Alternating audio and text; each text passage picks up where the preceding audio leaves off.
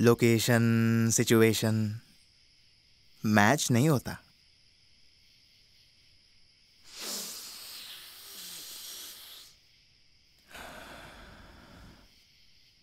बदल गए हैं आप। क्या हो गया आपको? तू बता, तुझे क्या हुआ है? मुझे क्या होगा, आप बताओ। कैसे हैं आप भैया? 10 साल हो गए तुझे देख के, थोड़ा हैरान हूं। बहुत। मैं तो बहुत खुश हूं आपको देख के। और आजकल आपका नाम काफी सुनता हूं। फेमस बन रहे हैं आप। तो तू क्या है? मैं तो बस अपना कर्तव्य निभाता हूं। लेकिन आप तो इतने सालों से विकास पे विकास कर रहे हैं। मैं बहुत खुश हूं आपके लिए। एक दिन मैं बैठ के तेरी कहानी सुनना चाहता हूँ। जानना है मुझे कि तू इधर कैसा पहुंचा। अरे भैया मेरी कहानी छोड़िए, मुझे तो आपकी कहानी में इंटरेस्ट है। 10-15 साल पहले कितने ईमानदार थे आप और गरीब। मैं भी एक दिन बैठ के आपकी कहानी सुनना चाहता हूँ। मुझे भी जानना है कि आप इधर कैसे पहुंचे। अगर कहानी जाना तो किसी राइटर के पास जा। इधर क्या कर रहा है? मैं तो बहुत खुश हूं कि मेरे भैया मुझे आज मिल गए। लेकिन आप खुश नहीं दिख रहे, दुखी दिख रहे बहुत। भाभी का याद आता है क्या? जो भाभी के साथ हुआ वो बहुत बुरा हुआ। उनको मारना नहीं चाहिए था। मेरी बीवी कैंसर से मरी है। कैंसर से।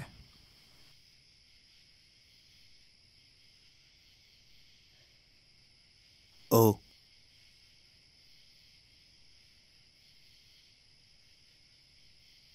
ओ,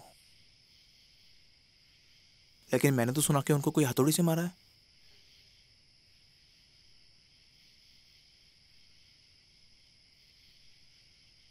नहीं, मैं ये नहीं कह रहा हूं कि आपने कुछ।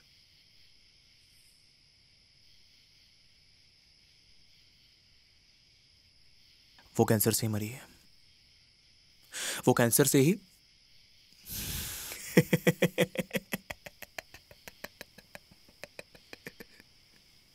और तू बताओ। घटिया इंसान है, जानता है ना?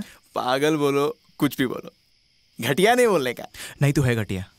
और तेरा मुंह देखने के बाद ना मुझे भी उल्टी आ रही है, वो भी बहुत।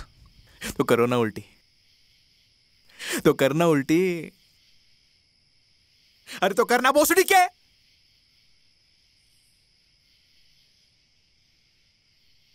12 साल पहले जब मेरी शादी हुई, शादी के ठीक 2 महीने बाद मालूम पड़ा कि मेरी बीवी को कैंसर है। मैं बहुत गरीब था, लेकिन मैं ईमानदार था। इलाज के लिए मेरे पास पैसे नहीं थे। वो 1 साल हमको बहुत तकलीफ हुई, स्पेशली मुझे। ना बाहर जाना, ना कोई मज़ा करना, सुबह शाम सिर्फ काम। ऐसे करते करते पैसे इकट्ठा किया और 1 साल में मैंने 10 लाख रुपए जमा किए। 10 लाख।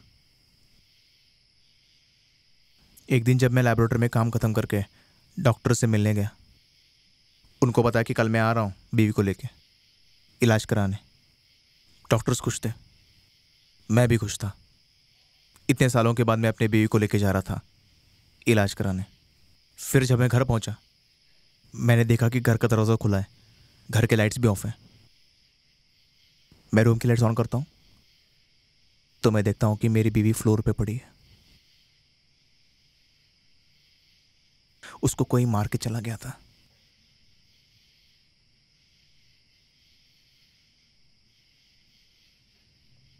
उसके सिर से खून निकल रहा था और मेरे पैसे भी चोरी हो गए। मेरे 10 लाख मेहनत के पैसे चोरी हो गए थे। इसका दुख मुझे जरूर था कि मेरी बीवी मर गई, लेकिन इसका दुख मुझे ज्यादा था कि मेरे पैसे चोरी हो गए। जब आप मेहनत से कुछ करते हैं और आपसे वो चीज छीन ली जाती है तो आपका सबसे बड़ा दुख वही होता है। मैं अपने बीवी के नजदीक जाके बैठा और उसको देखने लगा। उसके ठीक बाजू में हथौड़ी गिरी थी, मेरे घर की थी। फिर मैंने देखा कि मेरी बीवी की सांसें चल रही हैं। मेरी बीवी की सांसें चल रही हैं, वो जिंदा है। वो तो सिर्फ बेहोश हुई है। मैं बहुत खुश हो गया। मैंने फोन लिया, एम्बुलेंस को कॉल लगाने वाला था। उस समय मेरे दिमाग में सिर्फ एक ही आवाज आ रही थी, तेरे 10 लाख रुपए चोरी हो गए, अब तू तेरे बीवी का इलाज नहीं कर सकता, तू गरीब हो चुका है। यही आवाज मुझे बार बार सुनाई दे रही थी, तू गरीब हो चुका है, तू गरीब हो चुका है। मैं नहीं जानता था कि मैं क्या कर रहा हूं।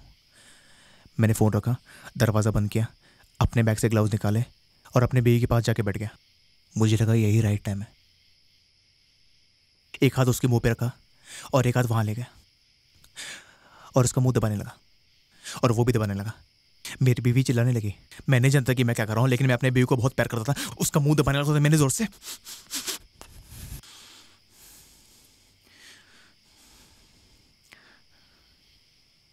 मैंने उसका सिर फोड़ दिया और ऐसा फोड़ा कि पूरा हथौड़े का निशान भी चला गया।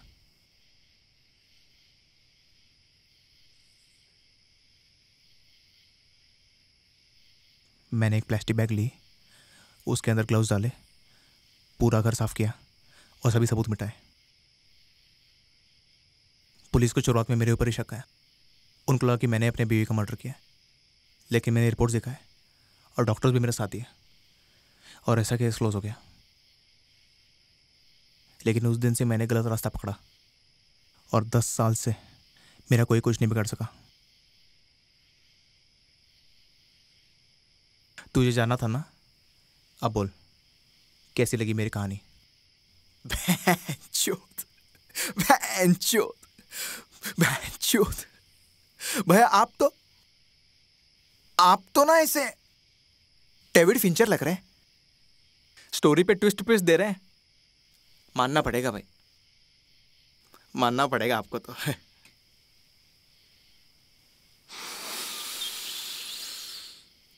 मानना तो तुझे पड़ेगा। तुझे तो मैंने सस्पेंस ही नहीं बताई। कौन सी? जब उस रात मैंने सबूत मिटाए, प्लास्टिक बैग में सब कुछ डाला, तो ग्लव्स के साथ साथ मैंने हथौड़ी भी डाली थी और वो फेंक दी। और वहां कोई हथौड़ी थी, ये बात ना पुलिस को पता है ना डॉक्टर्स को, सिर्फ मुझे पता है। नहीं, ये बात तो तुझे भी पता है।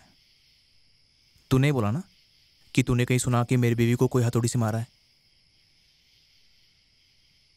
जब तू वहां था ही नहीं तो तुझे कैसा पता चला वहां कोई हथौड़ी थी?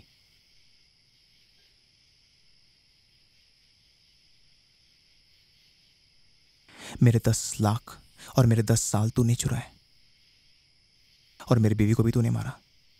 तेरी बीवी को तूने मारा है? जानता हूं, लेकिन उस दिन तूने मुझे मारा, अब मैं तुझे। और तू मुझे फिंचर बोल रहा है, लेकिन साले तू तो हिचकॉक निकला। इतना सब कुछ किया और किसी को कुछ पता नहीं। चलो, मुझे पता चल गया कि मेरे बीवी को कौन मारा है और मेरा हाल कौन किया है, लेकिन मुझे यह पता नहीं चल रहा कि साले तुझे पुलिस ऑफिसर कौन बनाया।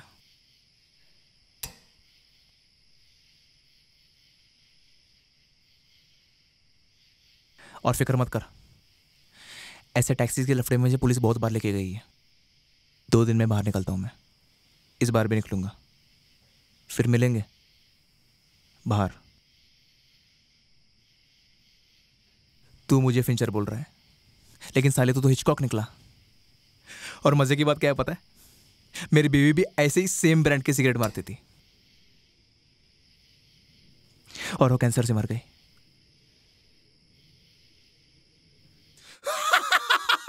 काशी, काशी, तोड़ो।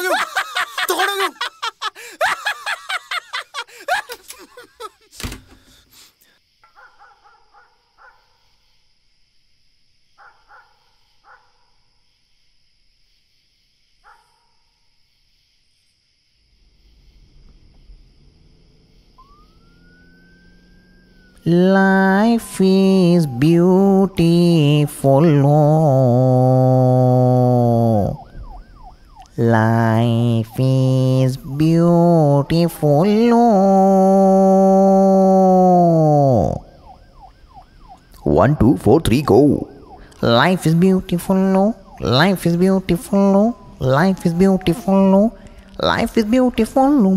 ನನ್ನ ಕಾಲು ಮೇಲೆ ಹಾಕೊಂಡೆ ನಾನು ಕಲ್ಲು, छुपने को भी नहीं है उसके बीवी का पल्लू, ಅವನ ಪಾಲಿಗೆ ನಾನಾದೆ ಹಿಚ್ಕಾಕು, ಜೀವನ ನಿಲ್ಲಿಸು ನನಗೆ ಇಲ್ಲೇ ಸಾಕು. Life is beautiful, oh, life is beautiful, oh, life is beautiful, oh, life is beautiful, oh, life is beautiful, oh, life is beautiful, oh, life is beautiful, oh, life is beautiful, oh. Wow, wow, wow, wow.